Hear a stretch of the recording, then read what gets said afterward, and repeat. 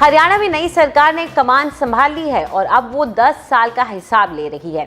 और इसी कड़ी में पिछली सरकार के तहत हरियाणा में वसूले गए एक्सटर्नल डेवलपमेंट चार्ज के बारे में भी सवाल पूछे जा रहे हैं।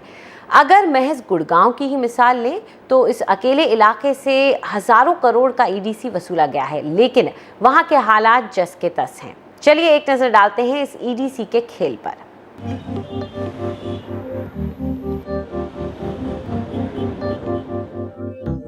रात के अंधेरे में डूबा गुड़गांव।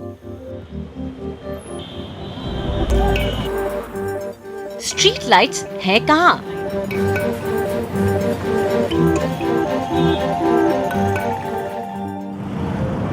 उबड़ खाबड़ रास्ते, आखिर सड़कें हैं कहां?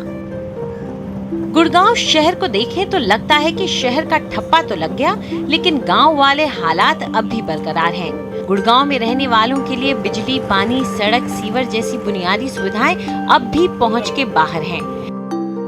यहाँ रहने वालों को ये इसलिए और भी चुभता है क्योंकि वो अपने घरों को खरीदते वक्त इन सब सहूलियतों के लिए अलग से पैसा भी अदा कर चुके हैं, एक्सटर्नल डेवलपमेंट चार्ज यानी ईडीसी के नाम पर। लेकिन करोड़ों रुपए ईडीसी के तौर पर वसूलने के बावजूद हरियाणा सरकार या हरियाणा अर्बन डेवलपमेंट अथॉरिटी यानी हुडा इसका छोटा सा हिस्सा भी विकास के काम पर खर्च नहीं कर पाया और इसका ज्यादातर पैसा खातों में बेकार पड़ा ब्याज कमा रहा है। पंजाब और हरियाणा हाई कोर्ट में दायर एक हलफनामे में हुडा ने माना कि मार्च 31, 2013 तक ईडीसी के नाम पर करीब 17,000 करोड़ रुपए इकट्ठे किए गए हैं, लेकिन इसके इस्तेमाल की रफ्तार बेहद धीमी रही है। सूत्रों के मुताबिक अब नई बनी बीजेपी सरकार में खुद मुख्यमंत्री इस ईडीसी का हिसाब जानना चाहते हैं और इस पैसे के सही इस्तेमाल के लिए सरकार ने कमर कसनी भी शुरू कर दी है। सारे आंकड़े हम जानकारियां जुटा रहे हैं। हरियाणा की जनता के हित में हम ठोस कदम उठाएंगे और हरियाणा की जनता जो हरियाणा के मालिक हैं उनके हितों के साथ में किसी भी प्रकार का कोई समझौता नहीं करेंगे, चाहे कोई भी कितना ही बड़ा व्यक्ति क्यों ना हो। हरियाणा की जनता को उसके खजाने का पाई पाई का हिसाब मिले, उस पारदर्शिता के साथ हम काम करेंगे। दरअसल हुडा की कमाई का बड़ा हिस्सा ईडीसी से आता है। जो भी डेवलपर हुडा से जमीन को विकसित करने का लाइसेंस लेता है उसे हर एकड़ के हिसाब से उस पर ईडीसी हुडा को चुकाना होता है। ऐसे में बिल्डर इस ईडीसी के भार को अपने प्रोजेक्ट में मकान खरीदने वालों के ऊपर डाल देता है। ईडीसी का सही इस्तेमाल न होने की वजह से सिर्फ गुड़गांव में रहने वालों को ही परेशानी नहीं होती, बल्कि बिल्डरों की भी शिकायत है कि इससे उनके कारोबार पर बुरा असर पड़ता है। बहुत बड़ा असर हमारे बिजनेस पे पड़ता है, साथ में जो कंज्यूमर्स हैं।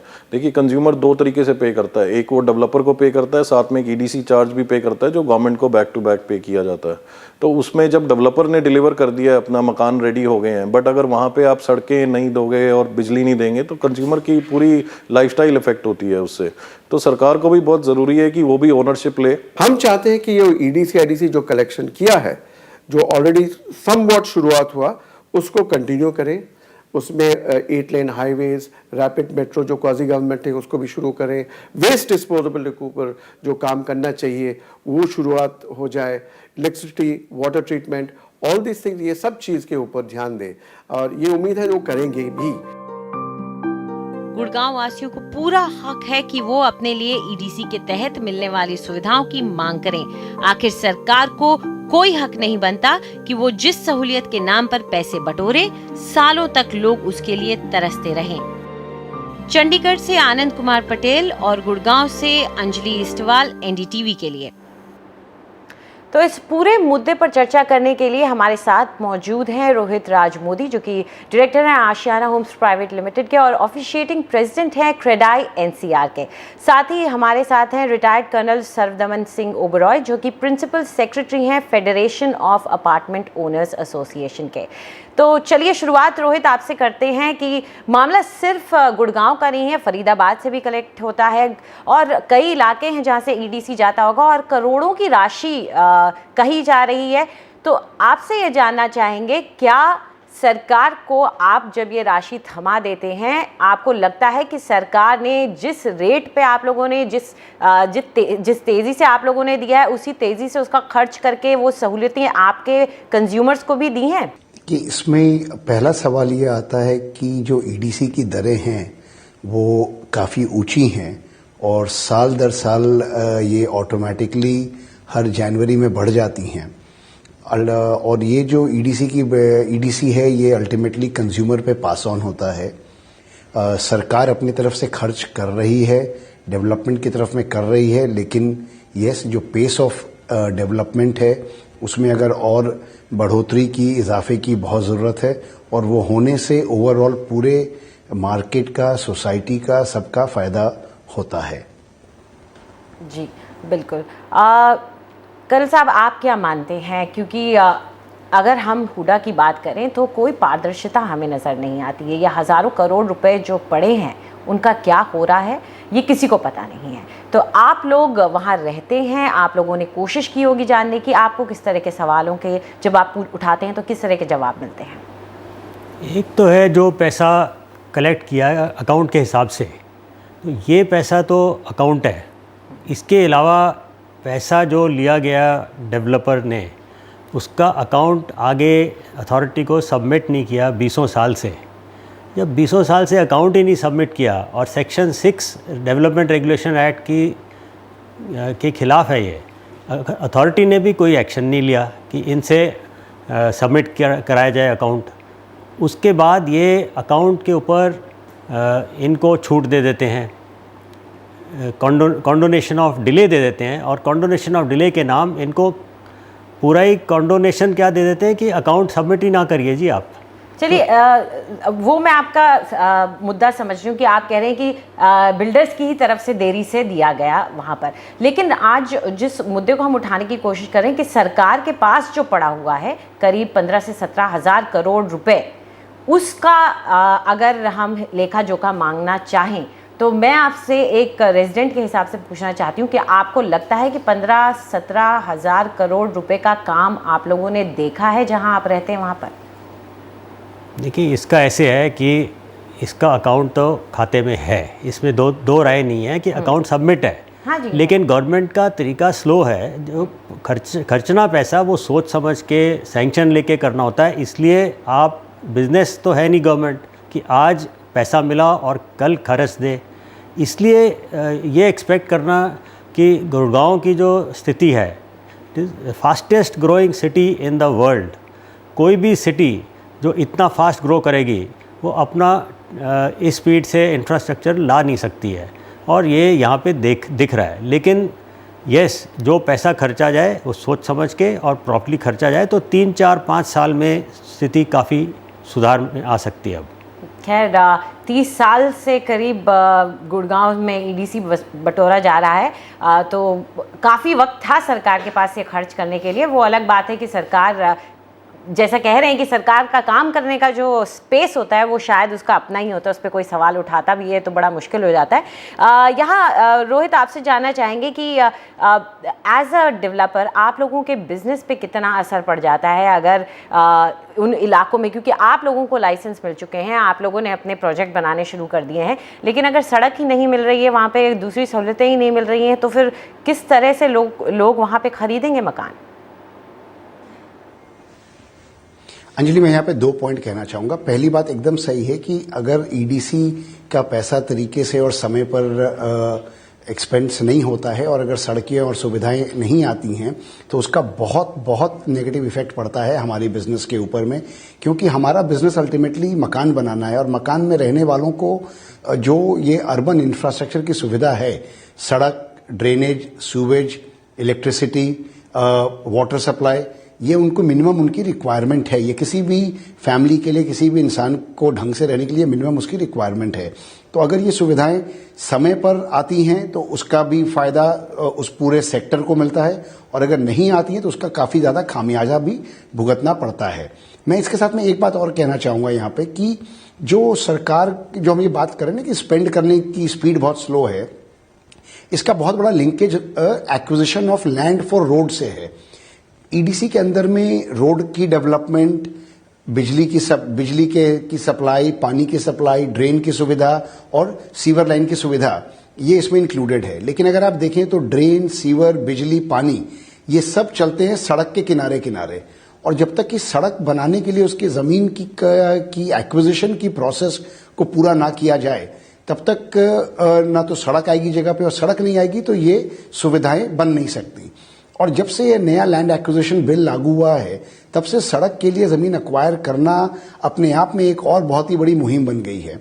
तो सबसे पहले गवर्नमेंट्स को रोड के लिए लैंड एक्विजिशन के मामले को रिजॉल्व करना पड़ेगा। एक बार रोड के लिए अगर जमीन अधिग्रहण हो जाती है तो बाकी सारी चीजें करने में बहुत ना तो ज्यादा समय लगता है, और गवर्नमेंट के भी इंटरेस्ट में होता है कि वो अपने इस बजट को एग्जॉस्ट करे और इन कामों को पूरा करे समय पे। जी कर्नल साहब, आप लोग किस तरह की ट्रांसपेरेंसी एक्सपेक्ट करते हैं हुडा की तरफ से या सरकार की तरफ से जब इस तरह के मुद्दे होते हैं जहां पर जो चार्ज लोग खुद दे रहे हैं उस चार्ज का कैसे खर्च हो रहा है या वो कहाँ पैसा पड़ा है, उसको लेकर के किस तरह की ट्रांसपेरेंसी आप लोग एक्सपेक्ट करते हैं? देखिए, एक तो ट्रांसपेरेंसी होनी चाहिए टेंडर प्रोसेस की, इस पर टेक्निकल फाइनेंशियल बिड्स प्रॉपरली होनी चाहिए, जो कि मुझे लगता है आज नहीं है। ना तो ये एक इन्होंने रूल बनाया था कि सारे टेंडर्स नेट पे मिला करेंगे, वो आप नेट पे कोशिश करके देख लेना, आपको टेंडर मिलता ही नहीं, जबकि रूल है। तो ये ट्रांसपेरेंसी तो वाकई इन्होंने ऊपर से ऑर्डर तो दिया हुआ है, फाइल में लिखा हुआ है, लेकिन ग्राउंड पे नहीं है। आप क्या मानते हैं कर्नल साहब, ये अगर मैं यहाँ पर कुछ आंकड़े देखूँ तो हुडा जो है वो अपने एडमिनिस्ट्रेटिव चार्जेस लेता है 10% लैंड एक्विजिशन के, जिसकी बात अभी रोहित ही कर रहे हैं, और साथ में 15% कंस्ट्रक्शन कॉस्ट वो चार्ज करता है, और ये पूरा खर्चा जो आता है वो ईडीसी से लिया जाता है। जो लैंड एक्वायर किया जा रहा है उसका खर्च भी जो आकर के रहने वाले हैं उनके ऊपर डाला जाता है, जो रेजिडेंट्स हैं। तो क्या हुडा का इतना कॉस्ट निकालना और उसके बाद कुछ ना देना, ये सब आपको जायज़ लगता है? ये तो हाई कोर्ट ने ऑलरेडी डिसीजन दिया हुआ है कि ये जायज़ नहीं है, और इसके ऊपर तो ज़रूर फैसला होगा कि इतना ज़्यादा सर्विस चार्ज तो आप ले नहीं सकते हैं, तो इसलिए सर्विस चार्ज ये कम हो जाएगा। लेकिन प्रॉब्लम जो असली है वो ये है कि कभी भी प्लान बनी नहीं है हरियाणा में या गुड़गांव में कि प्लान के साथ सर्विसेज ले डाउन की जाए, ये प्लान बनी नहीं है। और जो जिसका था मंत्री था उसने अपने एरिया में बना लिया, किसी का कोई आदमी था उसने अपना काम करा लिया, लेकिन प्लान तो कोई है ही नहीं यहाँ पे। और अब ये जो नई गवर्नमेंट आ रही है ये कह रही है कि ये प्लान बना के प्लान के हिसाब से सर्विसेज लेआउट करेंगे, तो लेट अस सी। आपको लगता है किसी हुडा के ऊपर जिस तरह की जिम्मेवारी डाली गई है शायद वो ठीक ना हो, क्योंकि उसका जो मैंडेट है कुछ एक तरह से एक सरकारी डेवलपर का ही है, और उससे ही एक्सपेक्ट करना जो सरकार का काम है बुनियादी सहूलतें देने का, वो उसके ऊपर डाल देना वो शायद सही ना हो। कोई और एक एजेंसी होनी चाहिए इस काम के लिए। मेरी बहुत डिटेल से हुडा के इंजीनियर से इंटरेक्शन होता है। हाँ जी, वो बहुत ही काबिल इंजीनियर हैं और ये डिलीवर कर सकते हैं। अगर उनको डायरेक्शन मिले ऊपर से कि डिलीवर करना है, तो मैं आपको गारंटी देता हूँ कि सिविल से ज़्यादा डिलीवरी हुडा वाले करते हैं। और ये काम कैसे करते हैं हुडा इंजीनियर, ये इंजीनियर बहुत अच्छे हैं, ये कॉन्ट्रैक्टर को पकड़ के उससे काम करवाते हैं और उनको तरीका आता है, ये मैंने फर्स्ट हैंड देखा है। लेकिन पहले ऊपर से ऑर्डर आना चाहिए, दूसरी उसकी मंशा होनी चाहिए काम करने की। ये हुडा डिलीवर कर सकता है अगर चाहे, ये 100% मैं गारंटी दे रहा हूँ आपको। और ऊपर से आपका मतलब सरकार है, राज्य सरकार? बिल्कुल, ऊपर से सरकार है, राज्य सरकार। तो अगर ऊपर की ही बात हो रही है तो रोहित आपसे जानना चाहेंगे कि अब राज्य सरकार बदल गई है, लंबा कार्यकाल था वहाँ पर हुड्डा साहब का, जो कि अब बदल गया है, अब नए मंत्री आ गए हैं, और सुनने में यही आया कि खट्टर साहब ने सबसे पहले ईडीसी की ही हिसाब मांगे हैं कि आखिर ये इसका क्या हो रहा है। तो ऐसी बात जब सुनने में आती है तो कुछ उम्मीदें आपको एज अ बिल्डर लॉबी लगता है कि अब कुछ इस पर काम होगा? हमें बहुत उम्मीद है कि जो नई बीजेपी गवर्नमेंट है, सेंटर और स्टेट दोनों में अलाइंड है, नए चीफ मिनिस्टर आए हैं, नए लोग हैं, नए मंत्री हैं, और जो प्रधानमंत्री जी का विजन है डेवलपमेंट ओरिएंटेड काम करने का, स्टेट गवर्नमेंट भी उसको फॉलो करेगी। और हमें बहुत भरोसा है नई स्टेट गवर्नमेंट से कि वो काम को और आगे लेके जाएगी और एक अच्छे स्पीड पर और एक अच्छे तरीके से डेवलपमेंट को डिलीवर करेगी हरियाणा की जनता के लिए। जी, और हरियाणा की जनता से अगर पूछे तो कर्नल साहब किस तरह की उम्मीदें आप लोगों को हैं नई सरकार से, क्योंकि सरकारें आपने बहुत सारी देख ली हैं और उस इलाके पर क्या असर देखा है वो भी आपने देखा है, तो आपसे जानना चाहेंगे आप क्या चाहते हैं सरकार क्या करे? से है कि उम्मीदें बहुत हैं और मेरे ख्याल से ये काम हो जाएगा, और अगर नहीं होगा तो मुझे काफ़ी मतलब आई विल बी सरप्राइज्ड कि अगर नहीं होता है। मुझे उम्मीद है ये काम होगा। जी, रोहित आपसे एक और सवाल ये मैं जानना चाहूँगी कि कौन से आपको लगता है कि अब कोर एरियाज होने चाहिए इस ईडीसी को खर्च करने के लिए और इसका यूटिलाइजेशन के लिए, अगर हम गुड़गांव को आगे ले जाना चाहते हैं, तो कौन से वो प्रोजेक्ट्स हैं जिन पर अब सरकार को जोर देना है और उन्हें तेज़ी से आगे ले जाना है? अगर हम गुड़गांव की बात करें तो मेरे ख्याल से नई सरकार को सबसे पहली प्रायोरिटी में द्वारका एक्सप्रेसवे का काम, जो कि पिछले 5-6 वर्षों से चल रहा है और अब काफ़ी हद तक हो चुका है, उसको एक ज़ोरदार पुश दे करके जल्द से जल्द उसको लॉजिकल कंक्लूजन पे लाना चाहिए, क्योंकि बहुत बड़ा चंक ऑफ डेवलपमेंट जो पिछले 5 सालों में हुआ है वो द्वारका एक्सप्रेसवे की सेक्टर्स में हुआ है, पहली बात। दूसरे, जितने भी नए सेक्टर मास्टर प्लान एरियाज 2031, 2035, उसके पहले 2021, उनमें जितने सेक्टर रोड्स दिखाए गए हैं उनकी लैंड की एक्विजिशन प्रोसेस को क्लियर करके रोड बनाना सबसे पहले और सबसे ज़्यादा ज़रूरी काम है इस सरकार के लिए, जहाँ तक ईडीसी के खर्चे का सवाल है। जी, वहीं अगर बात करें तो जो ईडीसी आज तक इकट्ठा किया गया उसका 25 साल तक कोई ऑडिट नहीं किया गया था। जो ऑडिट हुआ है वो 2005 में जाके हुआ, और वो भी जब कोर्ट के ऑर्डर्स आए। ऐसी स्थिति को देखते हुए और साथ ही जो 30 साल से इंटरेस्ट जमा हो रहा है उसका तो फिर भी कोई हिसाब दिया नहीं गया कि उसका क्या हुआ है। ये स्थिति को देखते हुए सरदमन सर आपसे जानना चाहेंगे कि किस तरह की अब ट्रांसपेरेंसी आप चाहेंगे कि नई सरकार आती है, तो क्या आप जैसे बोल रहे हैं कि टेंडरिंग नेट पे आपको दिखनी चाहिए, तो क्या इस तरह की चीज़ें आप खर्चे एक्सपेंडिचर्स जो होते हैं उसको देख करके भी देखना चाहेंगे, क्योंकि EDC at the end of the day आपकी जेब से गया है और आपका पैसा, ये कोई इनडायरेक्टली गया हुआ पैसा नहीं है। ऐसे था कि अभी तक जो मैंने देखा था, ऑडिट के लिए हरियाणा की जो डिपार्टमेंट्स हैं, TCP department, DTCP department, HUDA department, ये थोड़ा सा कतराती थी। अब इनको आदेश मिल रहे हैं कि ऑडिट करवाया जाएगा और रिपोर्ट होगी, तो उम्मीद है कि अब ऑडिट होगा सही तरीके से। और मैं आपको बता दूं, हमारे जो ऑडिटर हैं बहुत सख्त हैं और बहुत काम जानते हैं, और अगर वो मैंने रिपोर्ट इनकी पढ़ी हुई है, उन्होंने जहाँ भी रिपोर्ट लिखी है वो बहुत सख्ती से पेश आए, उन्हें हुडा की और डीटीसीपी की गलतियाँ खूब निकाली हुई हैं। तो आगे भी उनकी गलतियां निकलेंगी, उससे क्या होगा कि ऑफिसर्स पे इफेक्ट होगा, वो ऐसी गलतियां आगे नहीं करेंगे। जी, रोहित आपसे जानना चाहेंगे कि ईडीसी को लेकर के अब सिर्फ गुड़गांव की ही अगर बात ना करें, जो हरियाणा के दूसरे इलाके हैं, ईडीसी को लेकर के क्या वहाँ पर उसके खर्च को लेकर के पहले कोई दिक्कतें आई हैं क्या? जो अभी पहला पॉइंट कर्नल साहब ने कहा ना, मैं उस पर थोड़ा सा डिफरेंट व्यू रखता हूं, क्योंकि बेटर अकाउंटेबिलिटी और ट्रांसपेरेंसी के हिसाब से ये ज़रूरी है। अगर ऐसा प्रावधान नहीं है तो ऐसा होना चाहिए कि जिन सेक्टरों से जो पैसा लिया गया है वो पैसा अधिकांश रूप में उन सेक्टर की सुविधाओं को डेवलप करने के लिए ही व्यय करना चाहिए। अदरवाइज आप पैसा ले रहे हैं गुड़गांव से और आप उसको स्पेंड कर रहे हैं फरीदाबाद में फॉर एग्जांपल, तो उससे तो जो गुड़गांव में जो लोग पैसा दे रहे हैं और उनके साथ ये एक नाइंसाफ़ी है। और दूसरी बात, जब ईडीसी की किस्तें दी जाती हैं डेवलपर को पे करने के लिए, तो उसके साथ में 12% का ब्याज के साथ में वो किस्तें दी जाती हैं। डेवलपर जब ये ईडीसी अपने कस्टमर से रिकवर करता है तो वो ईडीसी में उस ब्याज को मिला करके उसके टोटल कॉस्ट को रिकवर करता है। हमारी इसमें स्टेट गवर्नमेंट से ये गुजारिश है कि अगर वो पैसा स्पेंड नहीं किया जा रहा है डेवलपमेंट के ऊपर में, तो उस पीरियड तक में ब्याज नहीं लेना चाहिए, क्योंकि आपने जिस पैसे को स्पेंड ही नहीं किया डेवलप करने के लिए उस पर आप इंटरेस्ट लें, ये बात भी सही नहीं होती है। और अल्टीमेटली इसका बर्डन जो मकान खरीद रहा है उस जनता पे जाता है। तो अगर ये दोनों बातों में भी थोड़ी ट्रांसपेरेंसी लाई जाए तो उसका पूरा फायदा होम बायर्स को मिलेगा। जी बिल्कुल, ये बात जाहिर तौर पर सामने आती है और साफ है कि अगर खर्च नहीं हो रहा है तो फिर उस पर इंटरेस्ट लेना तो बिल्कुल ही वाजिब नहीं बनता। आप दोनों हमारे स्टूडियो में आए और इस चर्चा का हिस्सा बने, इसके लिए शुक्रिया आपका।